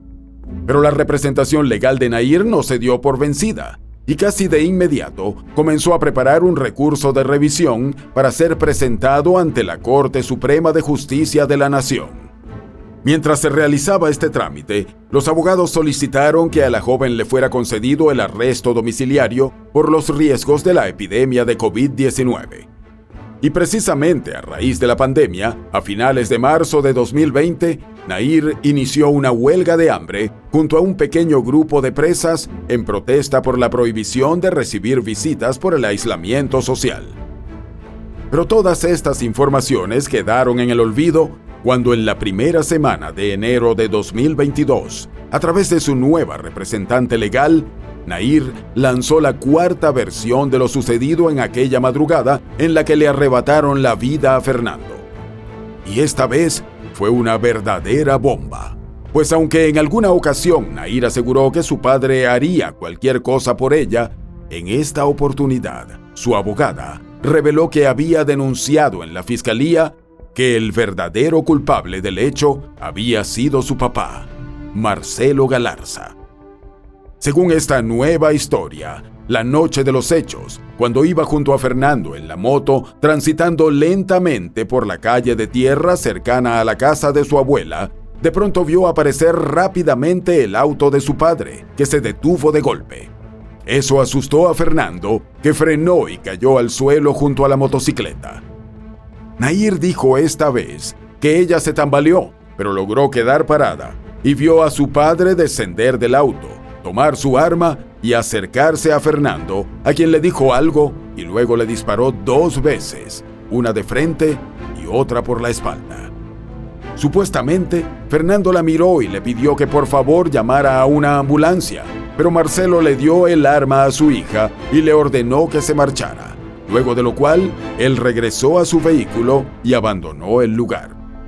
Según lo que Nahir le relató a su abogada, ella se quedó confundida, no sabía qué hacer, sentía como que estaba viendo una película y no entendía a dónde debía llevar el arma. La caja de sorpresas que abrió Nahir esta vez estaba cargada de eventos terribles que aparentemente había callado a lo largo de su vida. Afirmó que, siendo niña, había sido abusada por su tío paterno. Además, sostuvo que su padre golpeaba a su madre y que había iniciado trámites para quitarse el apellido Galarza. También señaló que un tiempo antes del crimen de Fernando, ella había quedado embarazada, pero sus padres la obligaron a ponerle fin a la gestación. Con estas informaciones, la abogada acudió a una fiscalía criminal y denunció a Marcelo por el homicidio de Fernando y al tío paterno por abuso. Adicionalmente, pidió medidas de protección para Nahir, su madre, su hermano menor e incluso para ella misma. El Tribunal Superior de Entre Ríos autorizó a que se hicieran nuevas pericias psicológicas a Nahir, las cuales habrían sido realizadas por un psiquiatra experto en violencia de género y una psicóloga.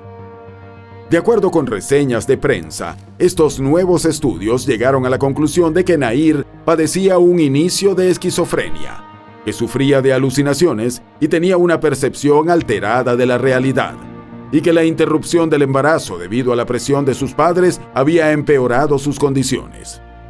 Según el psiquiatra, Nahir no tuvo el tratamiento médico, psicológico ni farmacológico que necesitaba, y por esas razones llegó al juicio en las peores condiciones de salud mental. Por su parte, la psicóloga que mantuvo entrevistas con Nahir durante 3 meses afirmó que en esas sesiones la joven dijo que recibía maltratos, palizas y un control asfixiante por parte de su madre.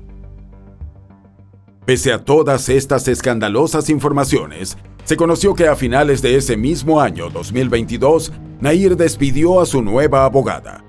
Al final, las denuncias de la joven contra su padre y su tío no prosperaron y terminaron archivadas. Pero se supo que los padres de Nahir acabaron divorciándose, y aunque la denuncia fue desestimada, sí se libró una orden de restricción perimetral que le prohibió a Marcelo acercarse a su exesposa y a su hija.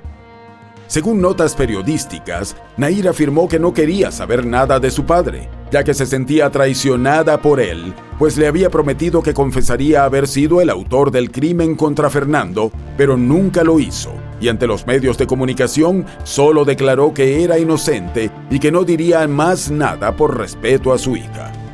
Según la referida publicación, Marcelo Galarza decidió aislarse en una finca en Gualeguaychú, donde cría gallinas ponedoras. El último capítulo judicial de esta historia se produjo el pasado 26 de noviembre de 2024, cuando la Corte Suprema de Justicia de la Nación desestimó el último recurso de apelación presentado por la defensa de Nahir, dejando definitivamente firme su sentencia a cadena perpetua. Se confirmó de esta forma que Nahir Mariana Galarza, de 26 años para el momento en el cual fue emitida la decisión judicial definitiva, se convirtió en la mujer más joven en Argentina en recibir la pena máxima que deberá cumplir durante 35 años. Eso quiere decir que deberá estar tras las rejas hasta el 2053. Al final de la condena, tendrá 54 o 55 años, dependiendo del mes de su liberación. Se conoció que la madre y el hermano de Nahir se mudaron a Paraná para estar más cerca del penal. Este caso no solo llenó amplios espacios en los medios de comunicación escritos y audiovisuales, además dio origen a un documental en 2 capítulos titulado El secreto de un crimen, en el cual Marcelo dio una escueta respuesta a las acusaciones que Nahir formuló contra él. Vos me preguntás, ¿qué pasó con Fernando? ¿Fuiste o no fuiste? ¿Querés que yo te conteste? Juro, por mi vieja que está viva, por mis hijos y por lo que vos quieras, que yo a ese chico nunca le toqué un pelo. El documental también tiene nuevas declaraciones en cámara de Nahir, y según lo poco difundido, su historia sigue sufriendo variaciones relativas a lo sucedido al momento del crimen, después de que llegaron a la estrecha calle de tierra donde se produjo el hecho. Después de eso te puedo decir que escuché los tiros y ahí como que entré en estado de shock. No te puedo decir bien, pero digamos como que no entendía nada o no sentía nada, o como ver todo desde otro lugar. Y me acuerdo que me dijeron que me subo un remix y me subí y aparecí en mi casa, nada más. Por su parte, Yamina, la madre de Nahir, decidió apoyar completamente las acusaciones de su hija contra Marcelo, agregando que ella misma había sufrido violencia de género por parte de su marido, pero lo que le sucedió a Nahir le dio fuerzas para imponerse, aunque afirmó que vive con un botón antipánico para protegerse de su exesposo. Pero no solo eso, el caso también fue convertido en una película para una plataforma de streaming titulada Nahir. Sobre esta película, mucho se especuló en torno a lo que habría cobrado la familia Galarza para ceder los derechos de la historia, y las cifras manejadas iban desde $50,000 hasta $500,000. Adicionalmente, a raíz de esta producción, un excompañero de Nahir reveló que la supuesta privación de su libertad por parte de sujetos que se la llevaron a la fuerza cuando tenía 16 años fue solo un invento, y los rasguños en su cuerpo se los habría hecho ella misma. Lo cierto es que mucho se habló de ambas producciones con respecto a semejanzas y diferencias con lo sucedido en el caso real. Cabe destacar que apenas unos días después del crimen, la familia Galarza contrató los servicios de un reconocido agente de relaciones con los medios, que fue el encargado de manejar la imagen de la joven y proporcionar a los medios información e imágenes sobre Nahir, servicios por los cuales la familia también habría hecho una importante erogación de dinero. El caso también fue tratado en 2 libros: La historia desconocida, escrito por el periodista de sucesos Mauro Zeta, y El silencio de Nahir, de Jorge Sonsini. Entre las últimas informaciones que encontramos, el 10 de diciembre de 2024, cuando terminamos esta investigación, se afirmó que Nahir seguía cumpliendo su condena. Participaba regularmente en consultas médicas y psicológicas, trabajaba en la panadería de la cárcel y se inscribió para estudiar programación y computación. Más allá de las horas de televisión, el centimetraje en la prensa, las series y las películas, la realidad es esta: un joven que no llegó a cumplir 21 años yace en el cementerio municipal de Gualeguaychú. Mucha gente lo acompañó hasta este lugar y su nicho es uno de los más visitados del Camposanto, no solo por sus amigos que acuden a llevarle flores, sino por curiosos que conocieron el caso y buscan tomar una fotografía de la tumba. Después de todo lo que han visto, cuéntenos. ¿Creen ustedes que Nahir es culpable de la muerte de Fernando? ¿Qué piensan de la relación de estos jóvenes? ¿Saben si en su entorno puede existir una relación de este tipo? Esperamos sus comentarios y antes de despedirnos, les dejamos esta reflexión, si es que podemos llamarla así. Yo creo que nadie es nadie para decidir sobre la vida de otra persona. ¿Por eso te sentís culpable? Sí. Porque decidiste sobre la vida de Fernando. ¿Le pedirías perdón a alguien, Nahir?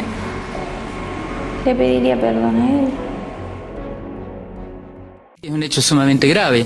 La historia es la siguiente: suboficial de la policía de la provincia de Córdoba, retirado, aparece muerto el día 15 de mayo del año 2009. Había contraído matrimonio el 6 de marzo de ese mismo año. Se simuló que era un suicidio, todo indicaba, desde la prueba aportada por la propia acusada, su flamante esposa, de que estaba sumida en un profundo estado de depresión, que vivía en los últimos días encerrado, callado, no hablaba y sumamente preocupado. En la tranquila localidad de Córdoba, Argentina, una pareja de recién casados parecía estar viviendo la segunda oportunidad que el amor les daba. Juan Manuel Villalba, de 62 años, y Mirta Susana Acuña, de 37, eran los protagonistas de la historia, en la cual la diferencia de edad no era un obstáculo, sino una ventaja a decir de la mujer. Pero todo cambió cuando Juan Manuel desapareció de forma abrupta y la atribulada viuda fue a pedir ayuda a la policía. Te invitamos a que nos acompañes hasta el final de este video, en el cual te presentaremos una trama sorprendente de ambición y traiciones. El caso de Mirta Susana Acuña. Mirta Susana Acuña nació en 1972 en Argentina. Poco se sabe de su vida, excepto que en algún momento vivió en pareja y como producto de esa relación tuvo 2 hijas. Luego se separaron y las niñas quedaron a cargo de la madre. Mirta tenía una mezcla de belleza física con una personalidad encantadora que, según los comentarios vecinales, la convertían en una mujer con un gran poder de seducción. Sin embargo, cabe aclarar que no era lo que se podría llamar una bomba sexy. Por el contrario, era bonita de la forma clásica, sin demasiadas curvas, sin exceso de maquillaje y con una apariencia tranquila. Lo que no resultaba tan evidente era la complejidad perturbadora de sus pensamientos. Su encanto y carisma la habían ayudado a atraer a quienes la rodeaban y ella sabía cómo conmover a cada quien para satisfacer alguna necesidad. Ante otras mujeres, se mostraba como una madre sola con 2 hijas, luchando para sacarlas adelante. Así obtenía solidaridad rápidamente y no faltaba quien le llevara algún regalo para levantarle el ánimo o se ofreciera a cuidarle a las niñas cuando ella tenía que salir. Entretanto, la estrategia con los hombres tenía algunas variaciones. Se presentaba como una madre tan dedicada a sus 2 hijas que se había olvidado de sí misma y del amor. Como era de esperar, ellos se ponían en plan de conquista y comenzaban a ofrecer soluciones, desde arreglar una puerta hasta ayudar con algo de dinero. Esa habilidad para manipular la fue desarrollando a lo largo de los años y no dudaba en hacer lo necesario para salirse con la suya. Pero en algún momento aparentemente se cansó de esa vida de conquistas breves y quiso darle un nuevo rumbo a su vida y por consiguiente a las vidas de sus hijas. En esa búsqueda de estabilidad, se trazó como objetivo conquistar a Juan Manuel Villalba, un suboficial retirado de la policía de Córdoba. Juan estaba separado de su esposa y era padre de 4 hijos que vivían con la madre. El solitario hombre no podía creer que una persona como Mirta, 27 años más joven, se fijara en él. Entre citas y charlas, la conexión se intensificó y pronto decidieron mudarse juntos a un pequeño y apacible pueblo cordobés llamado Río Segundo. Se instalaron allí junto con las hijas de Mirta y la vida parecía transcurrir con felicidad. Ante los ojos de todos, Mirta estaba dedicada al bienestar de su marido y de sus hijas. El hogar marchaba en armonía, pero ella le hizo saber a Juan que sentía un dolor en su alma porque, aunque convivían y ella era su pareja de hecho, él seguía casado. Según trascendió, la mujer señaló que no era justo tener el rótulo de la otra cuando era la que permanecía a su lado cada día. Inicialmente Juan no le dio tanta importancia al asunto, pero ella se encargó de recordarle a diario que no estaba satisfecha con el rol secundario en su vida. El hombre señaló que no sabía ni cómo empezar un proceso de divorcio, porque esos asuntos legales no eran lo suyo. Pero Mirta tenía todo calculado y se encargó de agilizar los trámites a través de un primo que era abogado. Así, una vez que Juan se convirtió en un hombre soltero, el 6 de marzo de 2009 se casaron. Pocos días después, Juan contrató un seguro de vida de 19.500 pesos argentinos, que para esa época eran alrededor de $5.600, teniendo a Mirta como la única beneficiaria. Entretanto, ella parecía estar muy complacida con su rol de esposa legal y se veía más contenta que de costumbre. Al ver la felicidad de su esposa, Juan se sentía renovado y lleno de esperanza con su relación y con la buena marcha del hogar, ya que las hijas de Mirta le demostraban afecto, aunque últimamente no hablaban tanto con él, pues la mujer decía que lo fastidiaban cuando él llegaba cansado y enseguida las mandaba a jugar lejos de Juan. Sin embargo, detrás de esta fachada, todo el pueblo sabía algo que Juan ignoraba.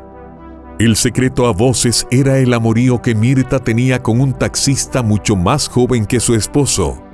Sin que Juan lo supiera, la mujer lo llevaba a la casa y por eso tenía amenazadas a sus hijas para que no hablaran. Ese hombre se llamaba Walter Gustavo Torres, de 39 años, y a mediados de 2009 llevaba meses involucrado con la relación extramatrimonial con Mirta. La noche del 16 de mayo de 2009, la calma se rompió. Mirta acudió a la comisaría de Río Segundo para denunciar la desaparición de su esposo y llegó completamente alterada. Según su relato, Juan había salido a fumar, pero no regresó. Intentó convencer a los oficiales de que su esposo había caído en una profunda depresión porque aparentemente había perdido sus habilidades amatorias y su vigor sexual. La mujer sugirió que tal vez se había marchado con la intención de quitarse la vida, pues se había llevado un arma de fuego de la casa. La desaparición de Juan, que había sido un oficial de la policía querido por sus compañeros, captó de inmediato la atención de las autoridades, quienes desplegaron un fuerte operativo de búsqueda que incluyó perros rastreadores y drones. Durante los días siguientes, se realizaron múltiples rastreos en diferentes puntos de la región. Mientras tanto, Mirta se mostraba afligida y preocupada por la desaparición de su esposo. Los familiares y la comunidad se unieron a los esfuerzos por encontrar a Juan, pero esos días de angustia terminaron trágicamente el 21 de mayo, cuando una llamada anónima los llevó a descubrir su cuerpo, cubierto con una sábana y ramas en un terreno rural, en un pueblo cercano a Río Segundo. El informe forense determinó que Juan había recibido un disparo en la nuca y un fuerte golpe en la espalda, lo que indicaba que había estado dormido o inconsciente en el momento de su fallecimiento. Así, lo primero que se descartó fue aquella hipótesis esbozada por Mirta cuando intentó hacer ver que él no tenía ganas de vivir. Esto llevó a las autoridades a explorar diversas posibilidades. Inicialmente se pensó en un ajuste de cuentas o una venganza debido a la cantidad de años que dedicó a poner a delincuentes tras las rejas. Sin embargo, no encontraron elementos para respaldar esa línea de investigación. Entretanto, la conmoción invadió a la comunidad. Amigos y familiares de Juan, sumidos en el dolor, resaltaron su bondad y su deseo de disfrutar de una jubilación tranquila. Mirta, por su parte, parecía lidiar con la situación como una viuda afligida, ocultándose bajo un manto de aparente tristeza. A medida que transcurrían las semanas, y mientras Mirta cobraba el seguro de vida y recibía la pensión de su marido, su comportamiento empezó a cambiar. Aunque al principio se refugiaba en la pena, se le empezó a notar más enérgica. Incluso mejoró su relación con el padre de sus hijas, aunque no reanudaron la convivencia, y a la par seguía con Walter.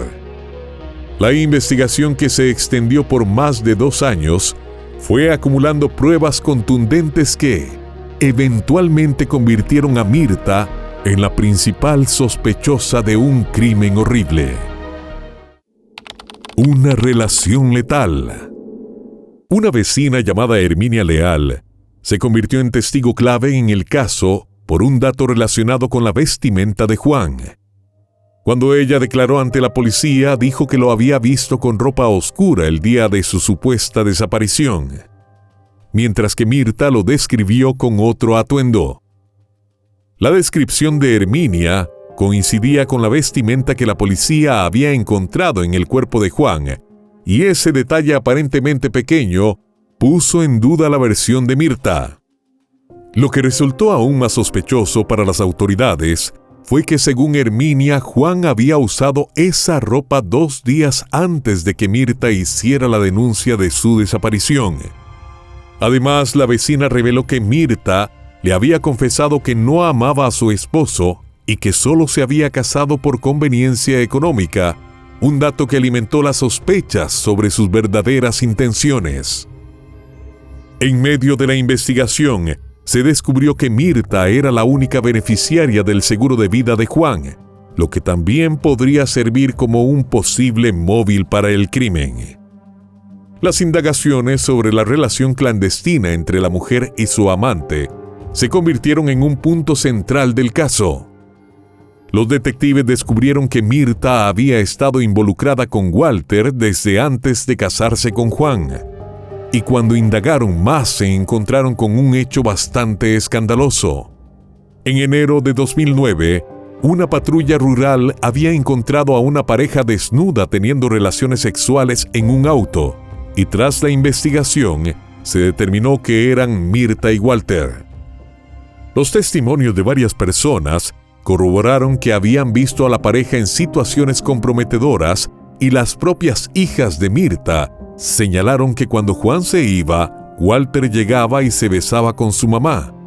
Así quedó expuesta la trama del engaño. Además, los registros telefónicos revelaron una comunicación constante entre los amantes, tanto antes como después de la desaparición de Juan. Ante la acumulación de pruebas, los investigadores solicitaron una orden de registro para la casa de Mirta, su vehículo y la residencia de Walter. Durante la inspección, los peritos encontraron rastro de sangre en los baños de ambas viviendas y en el Ford Ka de Mirta, que según los indicios, había sido utilizado para transportar el cuerpo. Los análisis de ADN realizados a las muestras tomadas en las 2 viviendas y en el vehículo confirmaron que la sangre pertenecía a Juan. Además, los investigadores hallaron una funda de almohada idéntica a la que cubría la cabeza de la víctima. Esa era una evidencia más que ataba a Mirta al crimen. El fiscal de Altagracia, a cargo del caso, concluyó que el móvil del crimen era el deseo de cobrar el seguro de vida y planteó una hipótesis acerca de lo que pudo ser el detonante de los hechos. A su juicio, Juan había descubierto la relación entre su esposa y Walter, tras lo cual anunció que estaba decidido a poner fin a su matrimonio y a cualquier vínculo económico. Esto, creía el fiscal, podría haber llevado a Mirta a decidir eliminarlo. También se supo que, cuando la mujer intentó cobrar el seguro de vida del cual era beneficiaria, en la compañía le explicaron que, mientras no hubiera un cuerpo, ellos no podían pagar, puesto que nada comprobaba que Juan había fallecido. Esa circunstancia generó aún más especulaciones, especialmente tras la llamada anónima que alertó a la policía sobre el lugar donde se encontraba el cadáver. Con todas esas evidencias acumuladas, en agosto de 2011, más de 2 años después del presunto crimen, finalmente la policía detuvo a Mirta y a Walter, imputándolos por homicidio calificado por el vínculo, un delito que conllevaba la pena de cadena perpetua. El juez ordenó su prisión preventiva mientras se desarrollaba el proceso judicial, que también sufrió demoras. Casi 3 años después, en 2014, se dio inicio al juicio en la Cámara Segunda del Crimen. Los 4 hijos de Juan, fruto de su primer matrimonio, se presentaron como querellantes buscando justicia por la trágica defunción de su padre. El abogado que los representó, Carlos Nagy, estaba claro en que el móvil era económico, pero argumentó que además la mujer quería librarse del hombre por el cual nunca sintió afecto y con el que se casó solo para que pusiera bienes a su nombre.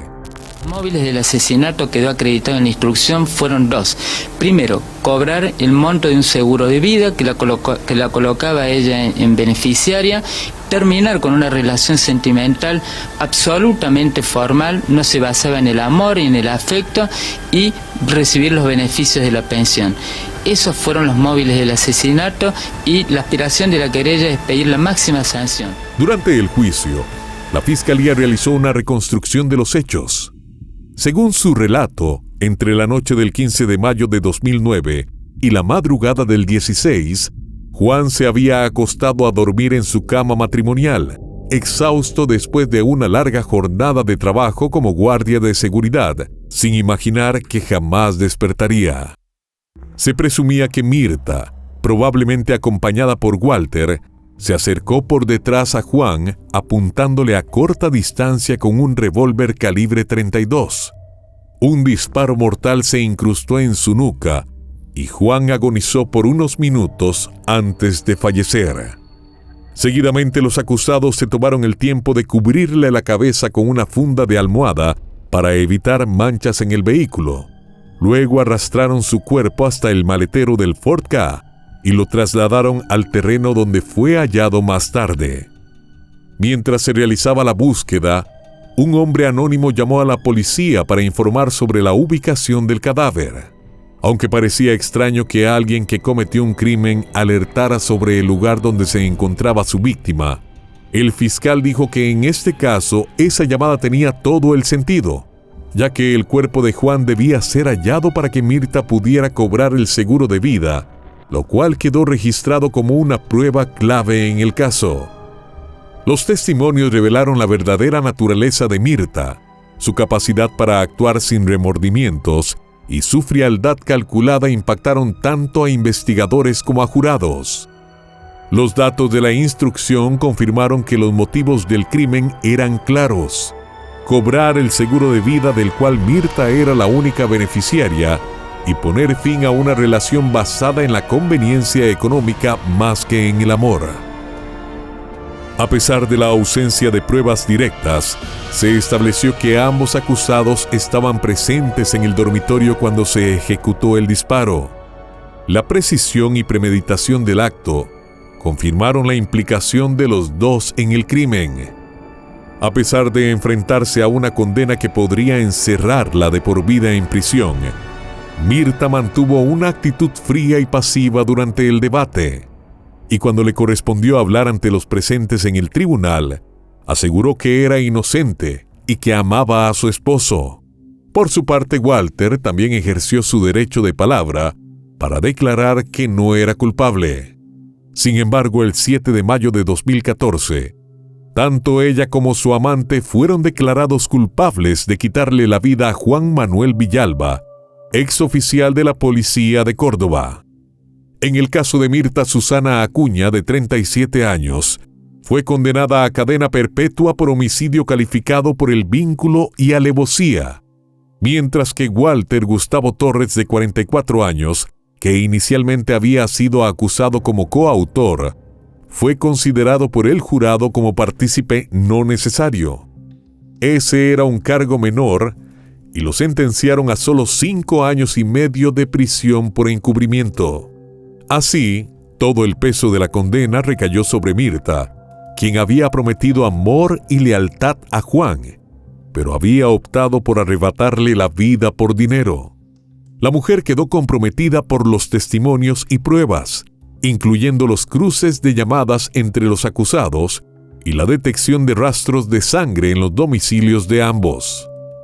La Cámara Segunda del Crimen de Córdoba también impuso a Mirta el deber de pagar una indemnización de 897,000 pesos argentinos, equivalentes a unos $110,000 de la época, por daño moral a los hijos de Juan. Además, le embargaron su casa y su automóvil. A pesar de que Mirta recibió la pena máxima, ni la Fiscalía ni la querella quedaron conformes con la condena de Walter, por lo que apelaron la decisión ante el Tribunal Superior de Justicia. Este le dio la razón a las partes, ordenando que Walter fuese juzgado nuevamente como presunto partícipe en el delito de homicidio calificado por alevosía. No obstante, en las fuentes consultadas, no se encontró información sobre este nuevo proceso penal. La complejidad del caso de Mirta y Juan estremeció a la sociedad de la provincia de Córdoba, donde no eran frecuentes para ese momento los crímenes que involucraban tantos aspectos complejos de las relaciones humanas, como la traición, la avaricia y la fragilidad de un supuesto amor que nunca lo fue. La historia de Mirta, quien eligió la conveniencia económica sobre la lealtad hacia su esposo, es un recordatorio inquietante de cómo algunas personas pueden cruzar límites éticos y morales cuando se ven impulsadas por intereses personales. Pero tampoco pensó en el cambio de vida radical que tendrían sus hijas. Según se supo, las dos fueron a vivir junto a su padre, quien se había separado de Mirta a raíz de que la mujer le robó alrededor de $20,000, según medios cordobeses. El crimen no solo terminó con la vida de Juan, sino que también afectó irrevocablemente a sus hijos y familiares, dejando una estela de dolor y confusión. La judicialización del caso revela la importancia de la evidencia y los testimonios en la búsqueda de justicia. A pesar de la falta de testigos presenciales, la cadena de pruebas y el análisis detallado permitieron que se hiciera justicia, aunque el camino fue largo y lleno de complicaciones. Ahora que conoces todos los detalles de este caso, queremos saber qué piensas. ¿Te parece justa la condena que le dieron a Mirta? ¿Estabas conforme con la sentencia menor para su amante? ¿O crees que merece ser juzgado de nuevo para que reciba una condena mayor? Déjanos tu opinión en los comentarios.